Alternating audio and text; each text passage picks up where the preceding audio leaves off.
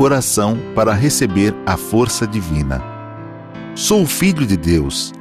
Isto significa que a vida de Deus fluiu para dentro de mim e se tornou minha vida. Por essa razão, dentro de mim se aloja a força curadora infinita de Deus. A vida universal de Deus não apenas se aloja em mim, mas brilha vigorosamente em meu interior.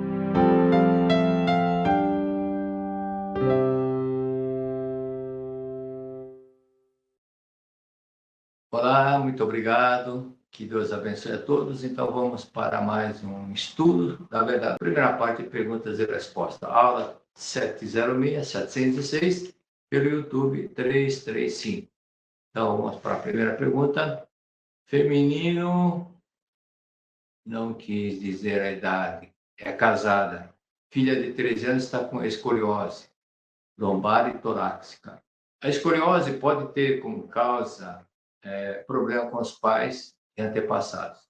Então, a coluna, que representa o eixo do corpo, então nessa região aqui está ligado aos pais.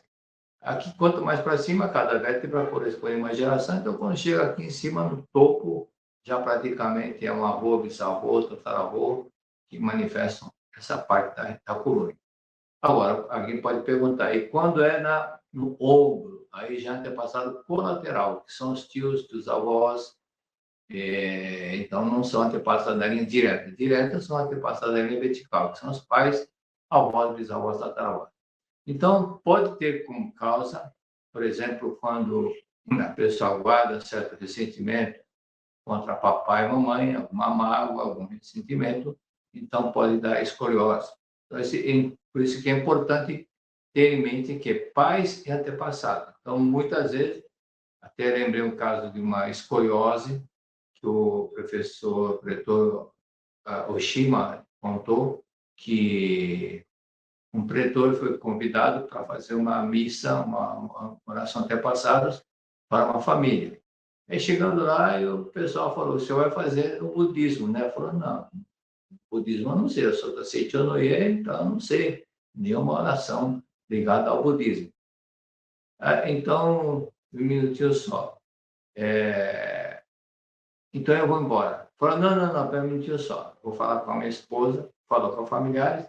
Aí ele voltou e falou, olha, minha família está pedindo para o senhor fazer metade e metade. Ele falou, olha, metade e metade não dá, porque eu só conheço da Seichonoye. Uma oração para os antepassados do budismo, eu não conheço. Então, vamos embora. Falando na permissão, voltou a falar com a família. Aí a família consentiu. Então, faça, por favor, então, da Seichonoye integralmente. E aí ele conduziu a Seichonoye.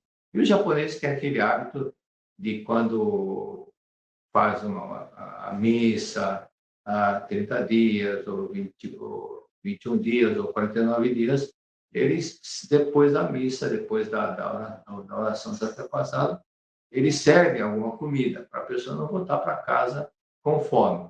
Em compensação, eles fazem isso porque é tradição do Japão, se a pessoa está doente, ele vai visitar e leva alguma coisa, algum doce, alguma fruta, e também deixa um envelope, né, com dinheiro dentro para ajudar na despesa. E quando alguém falece, no dia do férias, no dia do enterro, também deixa envelope lá. Quando faz 7º dia, então também leva, e também, em compensação, o pessoal serve alguma coisa para comer.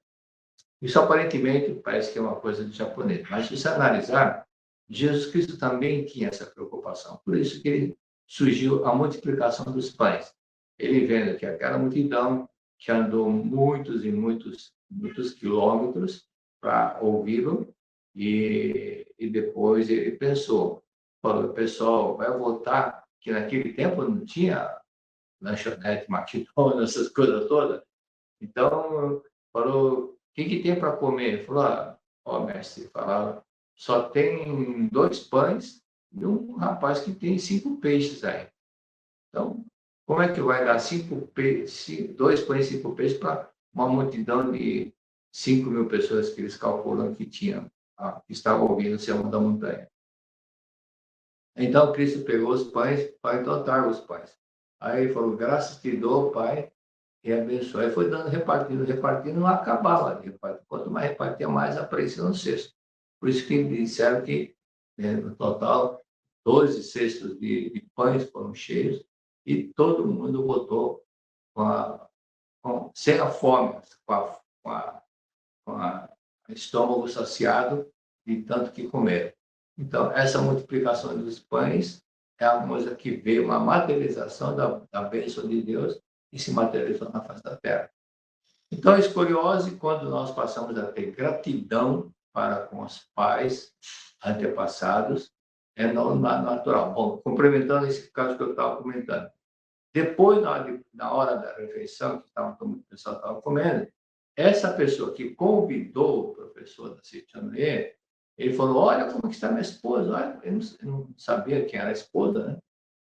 Por quê? O que aconteceu com ela?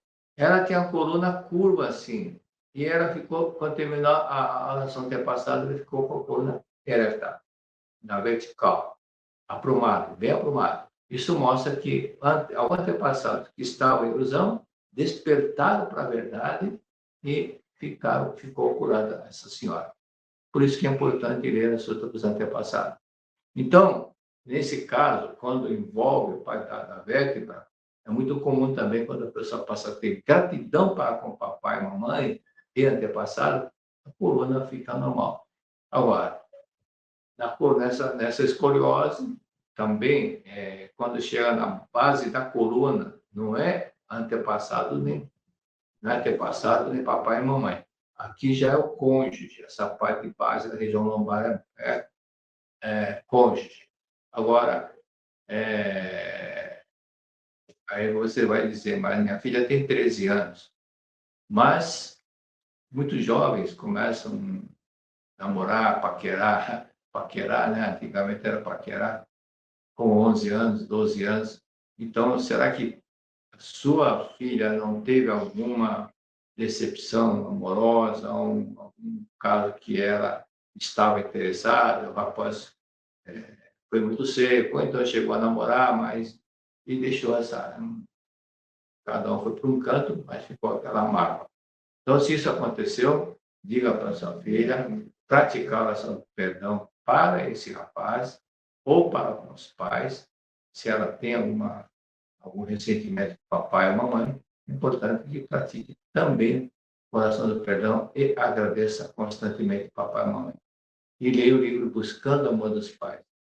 Então, nessa fase de 13 anos, é o momento em que começa a rebeldia. Então, por isso que é a fase da rebeldia, que a pessoa jovem começa a aparecer um monte de espinha do rosto. Eu lembro quando tinha 16 anos, o rosto ficou cheio de espinhas, né? Então, aquela vontade de explodir com relação a papai ou mamãe, algum irmão, então fica nascendo as espinhas. É isso que acontece, então, por isso que essa rebeldia, portanto, dá bastante amor. Portanto, deve ficar muito atento à forma de dirigir para os filhos. Às vezes, os pais ficam cobrando muito os filhos. Está na hora de estudar, já fez a lição, e coisa mais desse tipo. Então, é bom ter uma conversa a sós e diga assim para sua filha, olha, se você ficou alguma vez chateado com papai e mamãe, perdoe-nos, né? Nossa intenção era ajudá-la em todo sentido. E no livro Educação, é bom que você leia o livro Educação do Filho de Deus, volume 1, volume 2. Este livro é de autoria do professor Keio Kanuma, que foi um educador e pretor da Citianoye. E no volume 2, na página 67, há um relato interessante. Uma senhora agradeceu ao pretor Keio Kanuma pela orientação. Ele não lembrava que havia orientado essa senhora. Mas, à medida que ela foi falando, ele lembrou da orientação que deu a ela. Então, o fato é que essa senhora era muito disciplinada e exigia que a filha fosse disciplinada também. Mas a filha era muito assim, ela só gostava de tocar piano e não ligava para arrumar o quarto. E a mãe, como diz na gíria, pegando o pé, arruma o quarto, não sei o quê. Então, aquela coisa disciplinada. Aí eu conversava com o professor Kio Kanuma, ele falou o seguinte, não se preocupe, nem todos os homens gostam de mulher que gosta de tudo certinho. não se preocupe. E a filha começou a namorar um rapaz, e depois que casou, essa senhora, a sogra desse rapaz, a mãe dessa menina, perguntou assim: o que é que mais você gosta, que mais que toca, que agrada a minha filha? Olha, para falar a verdade, como a minha mãe era muito apegada a deixar tudo em ordem, eu já não suportava mais essa cobrança. E então, quando eu conheci sua filha, falei: "Ah, ela é a pessoa certa." Então, eu adoro a casa bagunçada, porque eu vejo nisso um aspecto artístico que foi dado à casa. É como se fosse aquelas artes modernas, tudo bagunçado, né? Então, ele falou assim: eu fico muito contente que a sua filha é exatamente o que eu quero. E assim, por isso que às vezes a mãe se preocupa muito: olha, você vai casar, acontece isso, acontece aquilo. Mas às vezes o marido prefere do jeito que ela é. Então, por isso, não há que se preocupar. Pergunta número 2. Feminino, 54 anos, casado. Não paro em serviço, gostaria de saber se consigo trabalhar por conta própria. Com certeza você consegue, mas depende de você. Depende do seu esforço, depende da forma como você vai estudar. Então, lembra agora um caso aqui, fato que eu já contei aqui, de uma senhora, ela tinha uns 62 por aí, lá em Caxias do Sul. Ela disse o seguinte: eu estava dando aula, ela falou: ó, professor, eu tinha 59 anos, ia completar 60 e eu não ia ter direito à aposentadoria porque eu nunca contribuí para o INSS.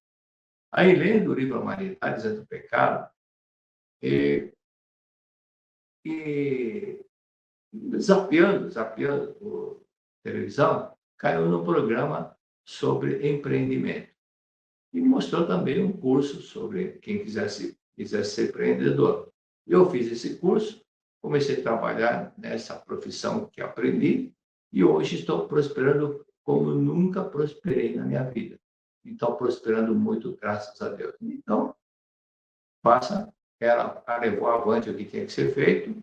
E outro detalhe, um dos outros livros do mestre menciona assim: tem que amar o que vai fazer, tem que amar o que vai fazer, tem que amar, ter paixão, gostar e ter motivação e sempre agradecer o trabalho. Aí eu não gosto disso, não gosto daquilo. Se ficar pensando desse jeito, não vai dar certo nenhum trabalho. Não. Tem que arregaçar as mangas e fazer. Então, começa a analisar os imigrantes que vieram para o Brasil. Milhares e milhares de imigrantes de várias nacionalidades vieram para o Brasil. Primeiro detalhe: não sabiam falar português, mas vieram. Que tipo de trabalho escolher? Não dava o luxo de escolher alguma coisa. Tinha que fazer aquilo que podia fazer e como diz a gíria, mão na massa. Pôr a mão na massa e fazer, trabalhar, trabalhar, trabalhar. Então, muitos vieram sem saber o que fazer, embora tivessem profissão, mas tinha que se adaptar à necessidade do Brasil. E com isso, sem alternativa para a escolha, já que tinha que sobreviver, começaram a aprender o trabalho. E depois de 10 anos, muitos imigrantes estavam mais prósperos do que os brasileiros que já moraram, que nasceram aqui e viviam aqui, mas estavam acomodados e não procuravam desenvolver. Eu lembro que quando eu era garoto, tinha muitos imigrantes japoneses, então eles deviam ser pessoas que trabalhavam na lavoura, plantavam verduras. Eles não tinham sábado e domingo, não. Todo dia trabalhava, todo dia embaixo de sol, chuva e trabalhando. Quantas pessoas, alguns que já moravam aqui, falaram: não, sábado eu quero descansar, no domingo eu quero descansar. Mas os orientais, os imigrantes que vieram para o Brasil não tinham sábado nem domingo, trabalhavam muito afim. Então, exatamente o que tem que fazer. Então, um detalhe que é muito importante para que a pessoa seja bem-sucedida é a gratidão a papai e mamãe. Quem não ama os pais não tem sorte na vida. Aí vai fazer uma coisa, não dá certo, vai fazer outra coisa, não dá certo.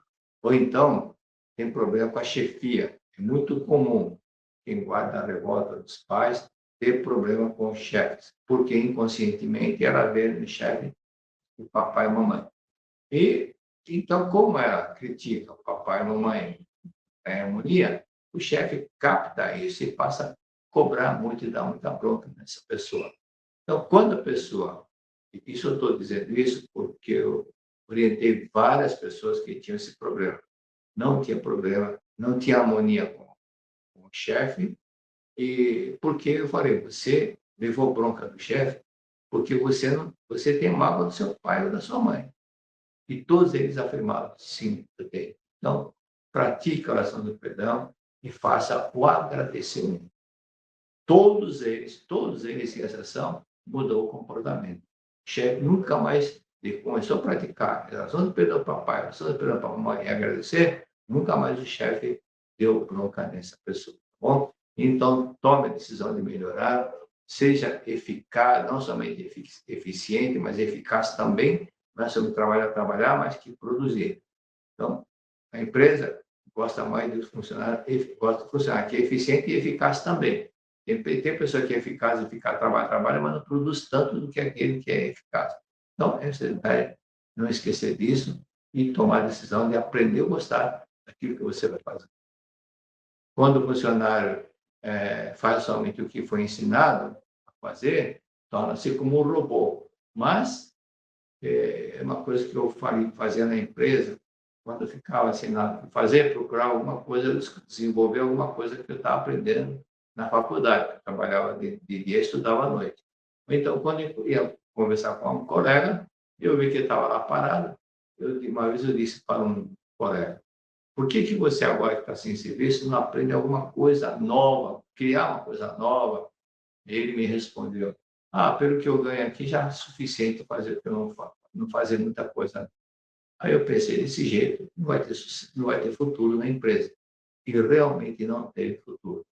Quando houve um aumento de corte, ele foi dispensado, embora ele fosse inteligente. Mas, com esse pensamento, pelo que eu ganho já está bom assim. Então, não tinha gratidão pelo salário que ele ganhava. Então, quando é importante trabalhar mais possível.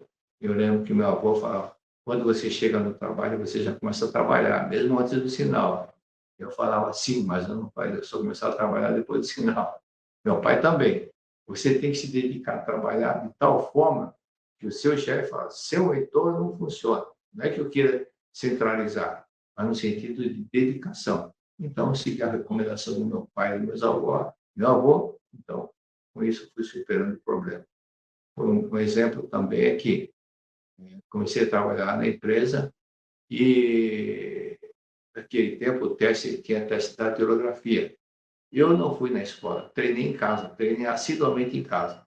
Aí cheguei na empresa, passei pelo teste da datilografia, mas tinha uma outra coisa que tinha que ter habilidade, a máquina de somar, calculadora, mas não tinha experiência nisso. Então, almoçava rapidamente, ia lá para o departamento e ficava treinando. E com isso desenvolvi também habilidade na máquina de calcular.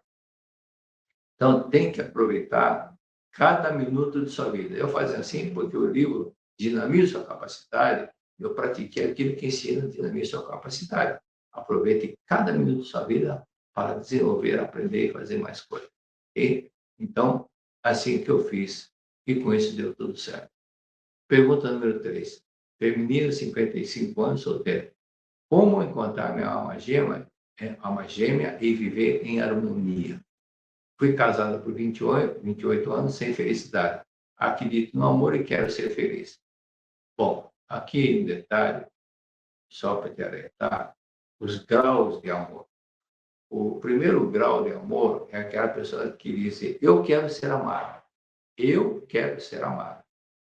Mas, numa etapa superior, a pessoa diz, eu amo se o outro me amar. Ele não fala, eu quero ser amado. Ele fala, eu amo se o outro me amar. Mas ainda está no condicional. Eu amo se o outro me amar. E na terceira etapa, já não está pensando no eu. É a pessoa que ama indistintamente todas as pessoas. Então, aquela pessoa que não fica, eu vou fazer se o outro fizer. O tipo da pessoa assim, eu vou cumprimentar se o outro me cumprimentar. E na etapa mais superior do grau de amor, aquele que ama, mesmo sendo agredido ou prejudicado por alguém. Então, nessa última etapa, a gente vai notar que é o grau de Cristo, que é o que Cristo manifestou. Mesmo sendo crucificado, ele perdoou e amou essas pessoas. Ele perdoou e amou essas pessoas. Algumas pessoas podem pensar, Mas eu não vou fazer tudo isso, não. Você que pensa. Nós estamos aqui na Terra para evoluir. Evoluir cada vez mais, manifestar o grau de amor. Então, isso faz parte da evolução da vida. Aquele que atingiu esse patamar bem elevado já não precisa mais se reencarnar. Porque ele não está pensando no ego, no eu. Ele já anulou o ego. Então, já não está pensando no eu, mas em beneficiar o próximo.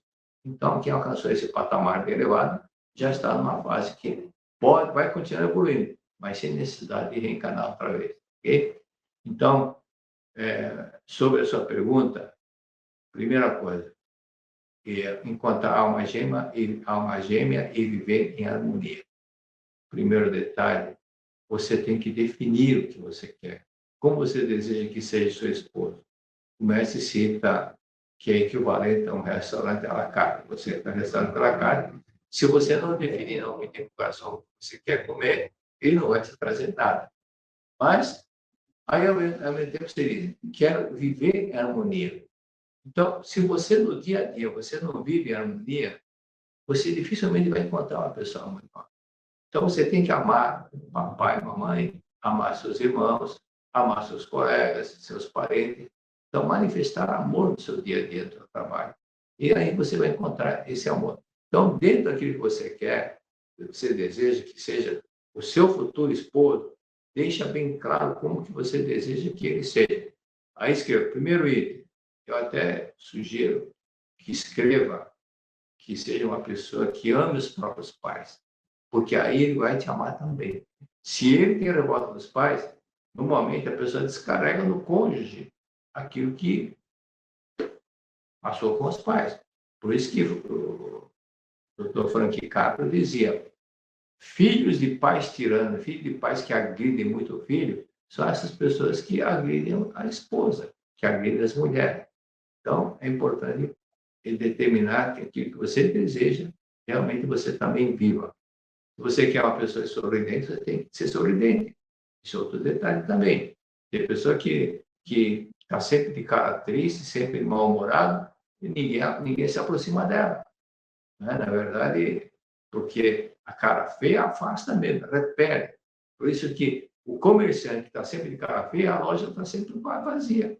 Mas o comerciante que está sempre sorridente, atendendo bem, sorrindo, muito obrigado, oh, tudo bem com você? Essa pessoa cativa. Esse é um detalhe que, da mesma forma que você deseja encontrar uma pessoa amável, harmoniosa, seja você no dia a dia amável e harmoniosa com seus pais, parentes, amigos, irmãos, etc. Ok? Outro detalhe, quando você vai comprar uma coisa, se tiver no balcão duas pessoas, dois balconistas, um sorridente e outro cara feio, para quem você vai se dirigir para pedir alguma coisa? Um sorridente. Então, essa é a vantagem também de ter sorridente. Mas não basta você saber somente disso teoricamente. Você tem que treinar. Assim que se acordar, vai escovar os dentes, após escovar os dentes, fica olhando no espelho e repita: sou filha de Deus, sou amável, sou harmoniosa, sou alegre, sou feliz. Sou filha de Deus, sou amável, sou alegre, sou filha de Deus, sou amável, sou alegre, sou feliz. Sou filha de Deus, sou amável, sou alegre, sou feliz. Sou filha de Deus, sou amável, sou alegre, sou feliz. Aí depois fique 5 minutos falando: sou filha de Deus, sou alegre, sou feliz. Sorrindo: sou alegre, sou feliz, sou alegre, sou feliz, sou alegre, sou feliz, sou alegre. Você pode pensar, que coisa banal? Não é coisa banal. É igual programa de calor. Vai chegar uma pessoa para apresentar, a cantar, aí ele não canta bem, porque não treinou o suficiente. Se ele treinar o suficiente, ele não vai ficar tão nervoso como está. Então, ele vai ficar mais solto. Mas por isso que é importante treinar, treinar, treinar. Se você não treina no dia a dia, sorrir, na hora que você está numa festa, por exemplo, vai estar sempre de cara feia. Quem é o homem que vai se aproximar de você? Isso é igual a dizer aquela frase que tinha nos caminhões, no para-choque dos caminhões, para trazer: mantenha a distância, mantenha a distância. Cara feia significa mantenha a distância. Ok? Pergunta número 4. 69 anos, viúva. Qual a opinião sobre cremação? Quero ser cremado. Bom, opinião nós não damos, nós damos orientação. Mas sobre a cremação, vamos explicar como que é o que acontece, quais os benefícios, o que não deve ser feito. Então, por isso que a ciência não dá palpite. A opinião, cada um é muito própria da pessoa. Por exemplo, sobre a opinião de time que vai torcer, cada um tem o seu gosto, cada um escolhe o seu time.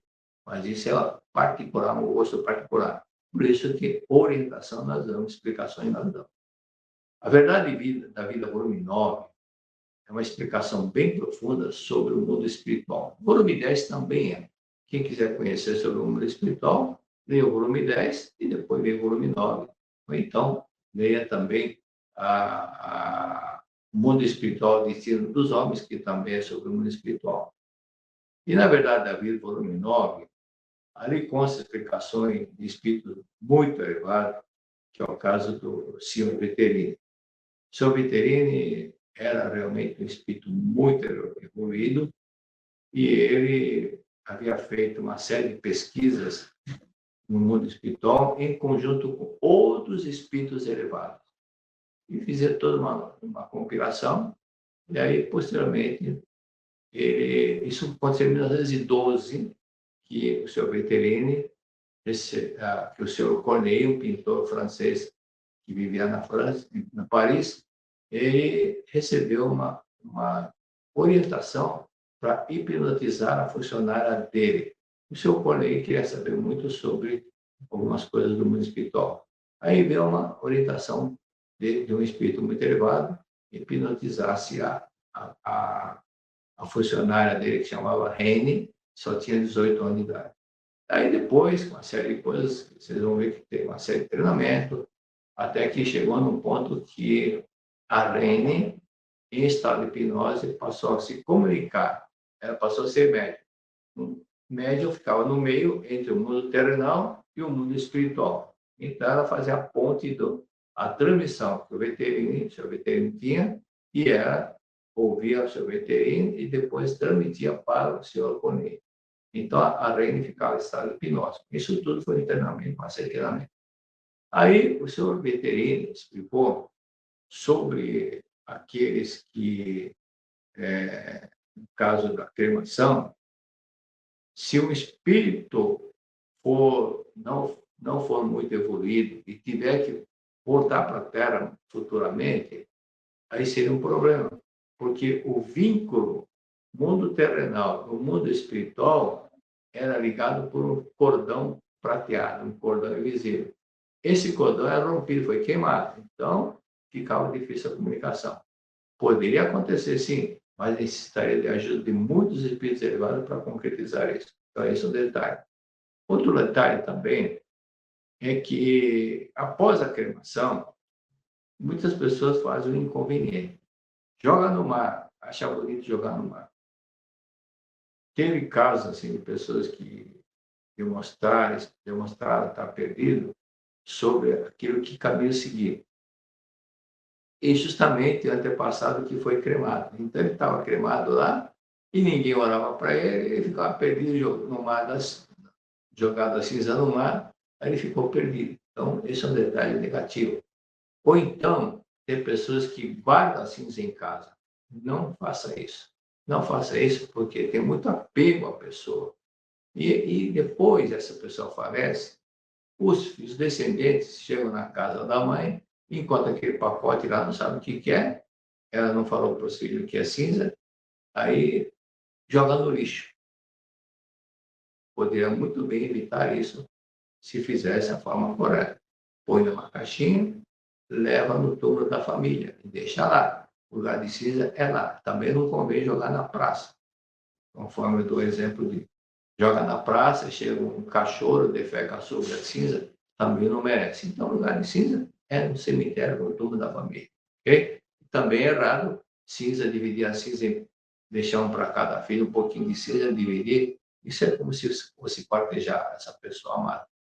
Então, faça direitinho. É melhor, para quem vai reencarnar futuramente, melhor não cremar. Mas tem país que você não tem opção. Como o Japão, por exemplo, é muito pequeno, então todos cremam. Mas aí também é importante também que as pessoas saibam dessa já esteja habituado a isso desde pequeno, então não vai sentir diferença em ser cremado. Estou dizendo isso porque alguns espíritos ainda não entenderam que são espíritos, que são vida imortais. Então acha que vai ser levado por forno e ele pode sentir uma queimadura. Isso porque ainda não está esperto. Isso acontece quando o espírito ainda não estão em ilusão.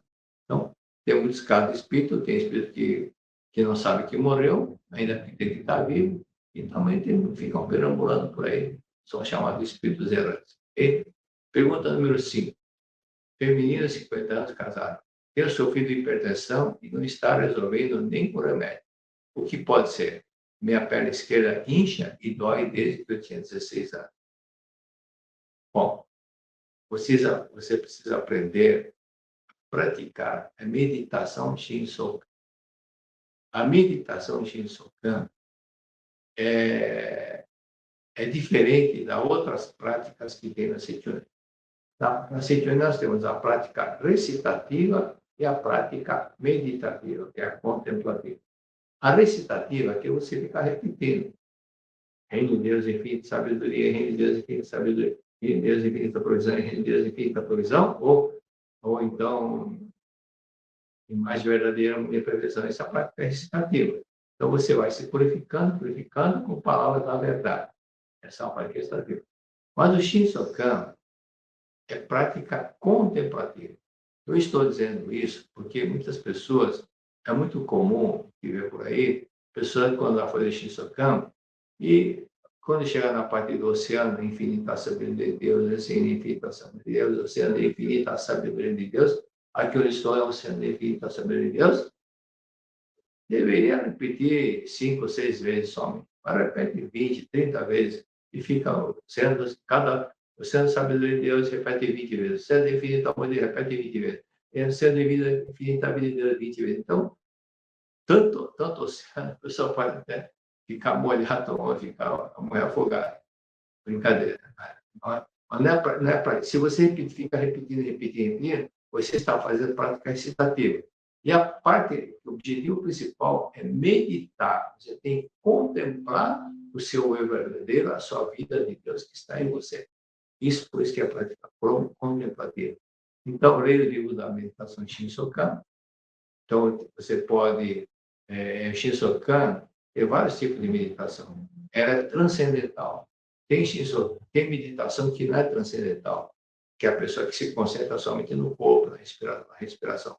Mas a Seiyunin é transcendental. É um prefixo latino que significa transportar, sair de um ponto e não ficar somente preso à mentalização do corpo. Então, deixa o mundo dos 5 sentidos, entra o mundo absoluto de Deus, o mundo dimensional, deixa esse mundo material e entra no mundo de dimensão superior, mentalmente falando.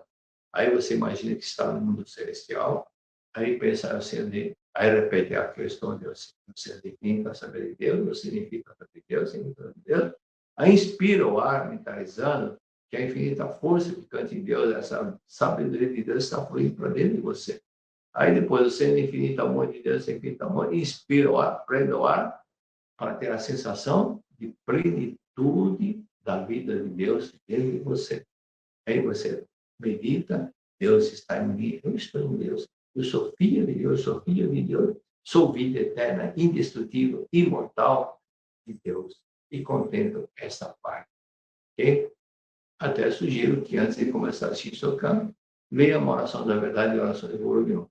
E depois você entra na meditação Shinsokan já praticamente concentrado. Então, quem quiser fazer perguntas, não escreva no chat, escreva para e-mail estuda a verdade da vida tudo junto, @sni.org.br. Então, ele manda pergunta para esse e-mail, estuda a verdade da vida tudo junto, @sni, que é a abreviatura de Seiyunin, sni.org.br. E manda pergunta para esse e-mail, ok? E da primeira parte. Muito obrigado. O ano de 2026 já começou e você ainda está pensando no que fazer para dinamizar e prosperar em sua vida? Comece conhecendo as 5 leis para obter a prosperidade e o sucesso. Esse é o tema do Seminário da Prosperidade da Seichonen do Brasil, que ocorrerá entre os dias 14 e 15 de março de 2026, na Academia Sul-Americana de Treinamento Espiritual da Seichonoe, em Biúna, São Paulo. Serão 2 dias que valerão por todo o ano, 2 dias de aprendizado para despertar o seu melhor, a sua natureza divina. Você que é empresário, empreendedor, profissional liberal e deseja potencializar a sua carreira, seu empreendimento e a sua vida no aspecto geral, este é o seu seminário. As palestras, meditações, práticas, cerimônias e vivências farão você se conectar com o seu propósito, além de conhecer e trocar experiências com empresários que vêm de todo o Brasil. O time de orientadores escalados está para lá de especial. Preletor da sede internacional, Enio Masaki Hara. A médica e preletora em grau sênior, Katia Raquel Costa. O empresário e preletor em grau júnior, Júlio Alves Lima. E o presidente da Associação Prosperidade da Seichonen do Brasil, preletor em grau júnior, Bruno Tiba Fatini.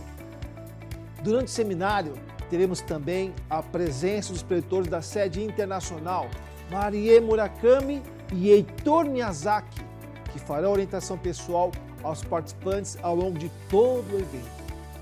Será uma grande alegria encontrar contigo nesse sagrado seminário. Traga sua família, traga seus amigos, traga seus colaboradores e se dê de presente estar conosco nesse seminário e aprenda as 5 leis para obter a prosperidade e sucesso. Saiba mais na sua localidade ou entre no nosso site sni.org.br/prosperidade. Nos vemos lá!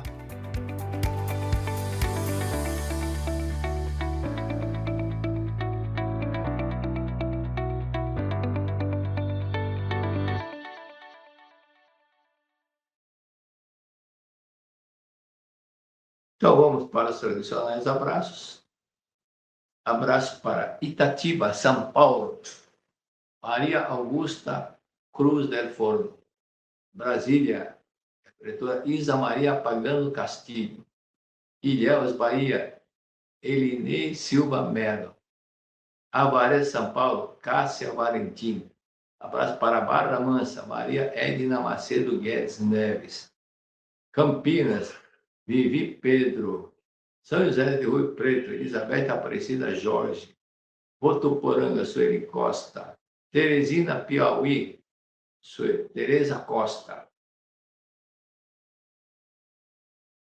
Não sou irmã, não sei, coincidiu ter duas seguidas. Jataí, Goiás, Zeneide Martins, Bahia, não, Goiás, Goiânia, Fátima Bernardes, Bahia, Baris, Leda Costa, Feira de Santana, Bahia, Eline Cardoso, Guarulhos, Nessi Mendes, São José do Rio Preto, cidade de Iguapiaçu, Anália Maria Pereira. Então, vamos para a página 205, oração correta. Em tudo que fizermos, há um procedimento. Como fazer, frequência, postura, etc. Não é uma lei, mas seguir um procedimento para a oração, que é aqueles procedimentos que ajudam a você conseguir maior êxito na oração. Então, por exemplo, o mestre escreveu o seguinte nessa página: oração não é que Deus estabeleceu as regras, mas o ser humano, à medida que vai entendendo as leis espirituais e mentais, foi descobrindo o que convém fazer e o que não convém fazer. Então, por exemplo, na página 205, ali consta que a oração seja perfeita, não devemos orar 15 minutos por dia e ficar orar os restantes 23 horas e 45 minutos pensando, vai ser difícil, vai ser difícil. Então, 15, pensamento correto. E o restante, o que vai acontecer? A maior parte, prevalece o quê? Pensamento negativo. Então, não pode pensar positivamente 15 minutos e o restante ficar pensando coisa negativa. Então, tudo aquilo que você pensou 15 minutos com o restante negativo, esse daqui vai anular essa parte positiva. Vai anular aquilo que você gravou na mente positivamente. Então, por isso que a oração tem que ser constante, intensamente. Então, quando Cristo falou sobre o perdão, que Pedro falou, tá bom, perdoar 7 vezes quando alguém nos causa um problema, Cristo disse, não digo 7, mas 70 vezes 7. Isso significa o quê? Constantemente. Né? Quando diz água mole e pedra dura, a oração também, repetindo, você vai gravar. Aquilo que eu citei no livro Iluminando Seu Caminho, da pretora Mabel. Eu dei uma tarefa para ela, que ela estava com câncer na tireoide, e eu falei, alguém falou uma coisa que você engoliu o sapo. Você passou nervoso, uma irritação, e você queria falar, mas não falou porque não sabia do que se tratava. Ou então, algum problema com a chefia, com algum superior, e também não podia falar, senão ia ter problema. Aí ela falou, mas eu não consigo. Você vai lembrar. Eu falei, você vai lembrar. Aí um dia ela falou, lembrei. Realmente foi um desaforo que a mulher falou, me acusou, que que ela não se tornou dirigente por minha culpa, mas eu lembrei por que aconteceu isso. E, na verdade, essa mulher cometeu um erro muito grave de levar uma pessoa, uma moradora de rua para a reunião da CITNE. A intenção foi boa, mas faltou sabedoria, porque ela ficou sentada e essa mulher que queria para a reunião não ficou assistindo palestra, ficou andando nas dependências da associação local. Aí, de repente, ela foi embora, antes de terminar a reunião. E quando foram verificar, ela tinha roubado o dinheiro do aluguel que estava separado. Aí ela deu uma bronca a essa mulher. Olha, quem que vai pagar o aluguel? Aquele aluguel é fruto das contribuições das pessoas que participam lá da reunião.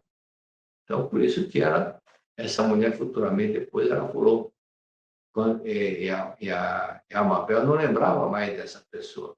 Por causa de você, eu não sou dirigente. Mas o que ela está falando? Aí depois ela lembrou que foi aquela mulher que levou aquela pessoa que roubou o dinheiro do aluguel. Então, esse detalhe que ficou travado, mas estou falando isso porque eu dei uma tarefa de ela fazer 40 vezes por dia oração de perdão para essa pessoa. Ela não fez 40, ela fez 120, 150 oração de perdão por dia. Eu falei para agradecer 1 hora. Ela não fez 1 hora, passou a agradecer 4, 5 horas. Aí começou a sentir, quando lembrou do fato da pessoa, veio aquele sentimento de mágoa, aquele sentimento de ódio. Mas depois, praticando, aquele ressentimento foi sumindo. Então, Jesus Cristo que ela estava certa em dizer para fazer várias vezes intensamente, 70 vezes 7, oração do perdão. E outro detalhe também, não adianta você praticar a oração do perdão se você não está em harmonia com tudo e com todos. Lembra daquele caso que eu falei? Pessoa que guarda a mágoa, uma pessoa com quem trabalhou, tem dificuldade para encontrar um emprego, que ainda está com a mente presa ao passado. Quando eu disse isso, ele referiu ao caso lá da cidade de Presidente Prudente, a moça que estava participando do seminário chegou em casa, começou a praticar intensamente a oração do perdão para o ex-patrão, o ex-colega de trabalho. Já estava alguns meses e não conseguia emprego. Ela chegou em casa e começou a praticar. Quando perdoou o patrão, 2 dias depois, ele apareceu na casa dela. Ora, eu descobri que eu errei quando te demiti.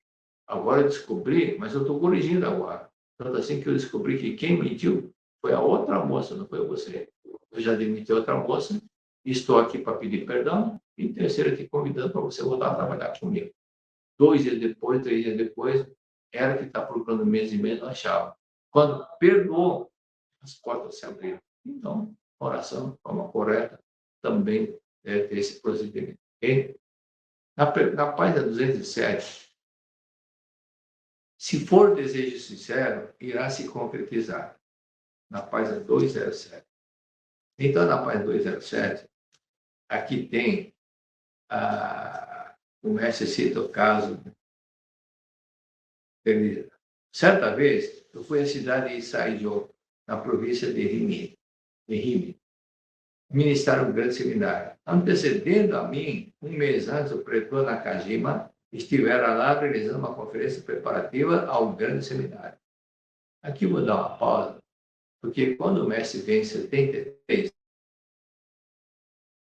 antecipando um mês antes, eu fiz uma palestra no cinema, que alugou o cinema, tudo, e encheu o cinema com o pessoal da Cinema.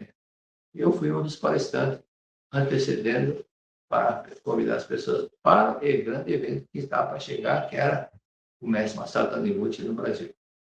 Então, é isso que o senhor Pretor Nakajima fez antes do mestre. Aí, o senhor Nakajima, nessa ocasião, orientou o seguinte: escreva numa folha de papel os seus desejos e, após profunda reflexão, selecione aqueles que entram em perfeita sintonia com Deus e apague aqueles que não entram em sintonia com Deus. Faça uma relação, depois reflita. Isso daqui está de acordo com a vontade de Deus? Ou é coisa do ego? É uma coisa... Aí ele fala para apagar aquele que não está de acordo com a vontade de Deus.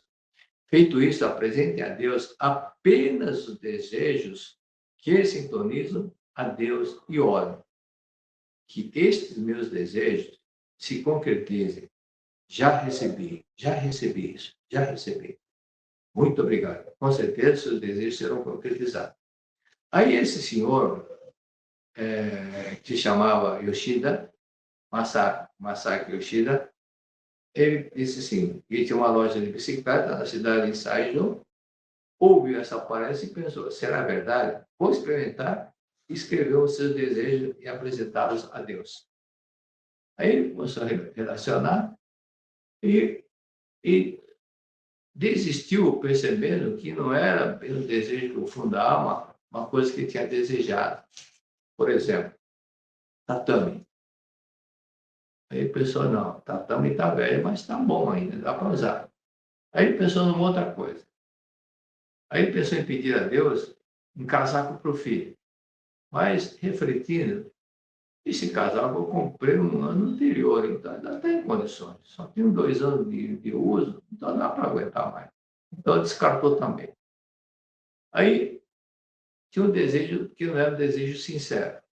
Pensou também que que será que eu estou necessitando? O que estou necessitando? E não encontrou, e não havia que pedir para Deus. E pensou, Deus me dá tantas coisas, tem dado tantas coisas maravilhosas. Pensei em experimentar aquilo que o senhor Nakajima disse que tinha feito para pedir a Deus. Porque realmente Deus iria aprovar aquele desejo. Aí ele não pediu nada, mas, entretanto, ele possuía um conjunto de 4 casas geminadas. Todas elas estavam ocupadas por inquilinos e ele pensou, atualmente não é permitido elevar o preço do aluguel, mas o imposto predial é alto. Então, pagando muito imposto, tendo pouco benefício com isso. Como as casas valorizam, com as casas valorizadas, será oportuno vendê-las. Então ele pensou, já que ele tem 4 casas e as casas valorizaram muito, ele comprou na época que valia preço de banana, como dizemos no Brasil, ele comprou e montou e construiu essas 4 casas. Aí chegou um senhor e falou, eu quero comprar uma casa. Ele falou, mas as casas estão alugadas, estão ocupadas, pessoas. Olha, eu sei que tem, mas eu quero comprar uma dessas casas. E ele falou, a quarta casa, aquela última casa, mas está ocupada, está alugada. Não, eu sei que está alugada, mas não me importo com isso, pois a pessoa que mora lá trabalha na empresa Nippon Hasoken e acabou de ganhar no sorteio uma casa da empresa. A empresa fez o sorteio para funcionar e ele não foi contemplado com isso. Dentro de breve, ele irá mudar da sua casa. Então, antes que alguém fosse procurar essa casa, ele já antecipou, foi lá conversar com o dono da casa. Ele falou, está bem. E quanto é que você me paga? Eu dou 500 mil ienes. Ele pensou, puxa vida, só gastei 500 ienes quando comprei aquela casa, que na época toda tudo barato. Então ele ganhou 1000 vezes mais, porque gastou 500, agora estava vendendo por 500 mil. Então, quando ele vendeu, e deu tudo certo. Então, vamos praticar isso. Tá? Na página 212, soldado que foi ferido na guerra.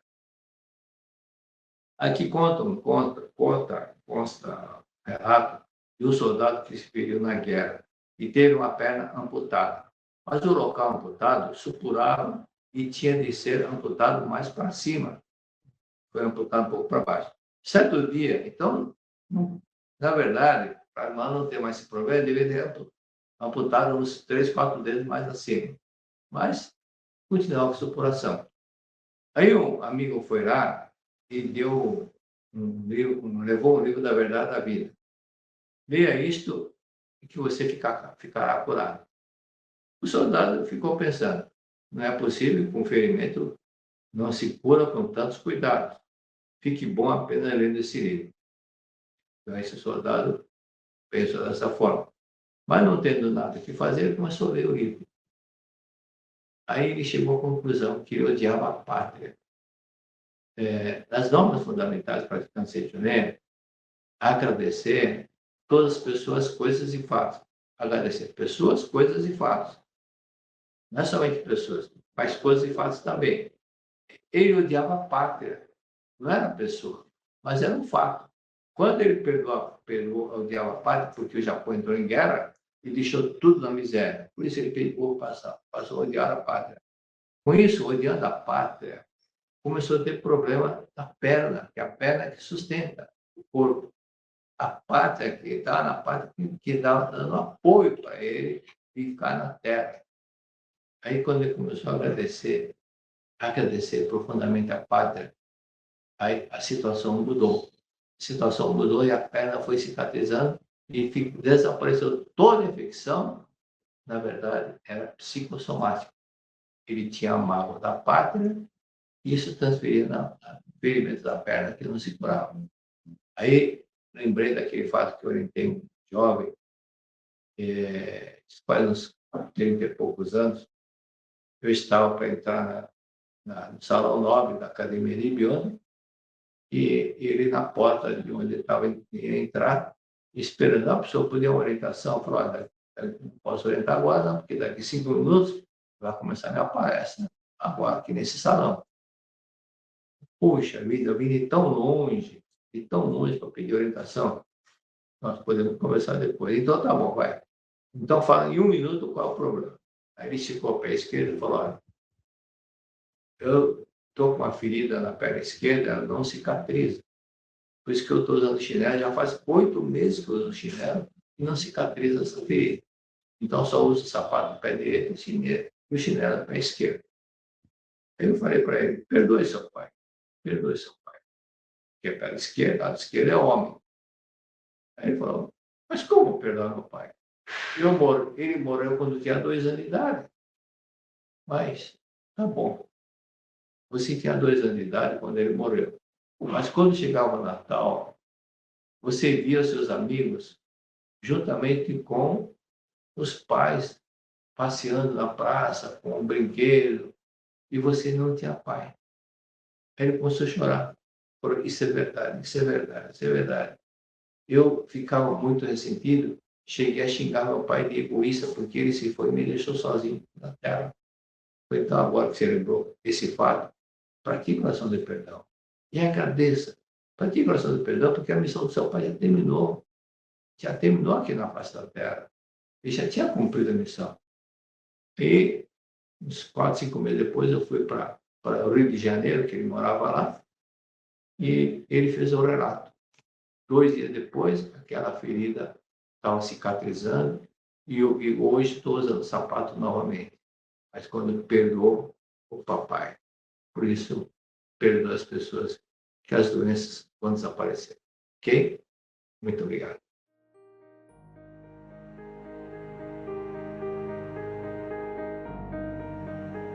O homem não é matéria, não é corpo carnal, não é cérebro, não é célula nervosa, não é glóbulo sanguíneo, não é célula muscular, nem é o conjunto de tudo isso.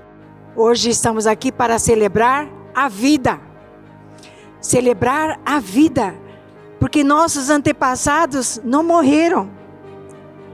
Quando uma pessoa morre, quando a morte acontece, ela só se refere ao corpo físico. Mas a vida, ela continua. Em 2026, a Seitoneia do Brasil viverá um momento histórico de profunda gratidão. No dia 19 de abril de 2026, manifestaremos em conjunto a nossa imensa gratidão aos antepassados e entes queridos no maior evento espiritual da Seitoneia do Brasil. Trata-se da maravilhosa oportunidade de renovar os seus laços de gratidão, enviando registros espirituais com os nomes dos antepassados, familiares, parentes e amigos que já se encontram no plano espiritual. 70ª festividade do Santuário Rosô do Brasil e 42ª cerimônia no Monumento aos Anjinhos Anônimos dos países ibero-americanos e África Latina. Mais informações em sni.org.br, acessando a aba Seitoneia Doutrinário ou em uma regional mais próxima de você. Manifeste a sua imensa gratidão aos seus antepassados e entes queridos no maior evento espiritual da Seitoneia do Brasil. Muito obrigado.